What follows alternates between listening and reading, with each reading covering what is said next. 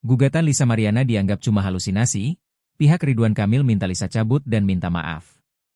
Perselisihan antara mantan Gubernur Jawa Barat, Ridwan Kamil, dan selebgram Lisa Mariana hingga kini belum menemukan titik penyelesaian. Sebelumnya, Lisa sempat membuat pengakuan mengejutkan yang menarik perhatian publik. Dalam pernyataannya, Lisa mengaku pernah memiliki hubungan dengan Ridwan Kamil hingga dikaruniai seorang anak. Tak berhenti di situ, ia bahkan melayangkan gugatan ke Pengadilan Negeri Bandung untuk menuntut pengakuan atas status anak tersebut. Menanggapi hal tersebut, pihak Ridwan Kamil melalui kuasa hukumnya menyampaikan pernyataan resmi. Mereka meminta agar Lisa segera menarik kembali gugatannya dan menyampaikan permintaan maaf secara terbuka kepada Ridwan Kamil. Pak RK berharap Lisa mencabut gugatan dan meminta maaf. Itu lebih baik, ujar kuasa hukum Ridwan Kamil seperti dikutip dari kanal YouTube Intens Investigasi, Kamis, 19 Juni 2025.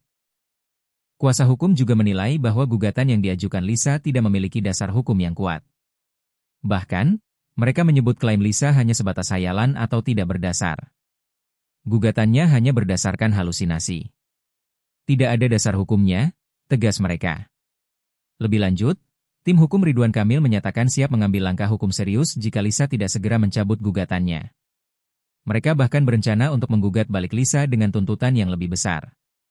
Sebelum kami benar-benar menggugat balik dengan tuntutan yang lebih besar, lebih baik Lisa mengakhiri ini dengan meminta maaf dan mencabut gugatannya. Jika tidak, kami akan ambil langkah hukum selanjutnya, tutupnya.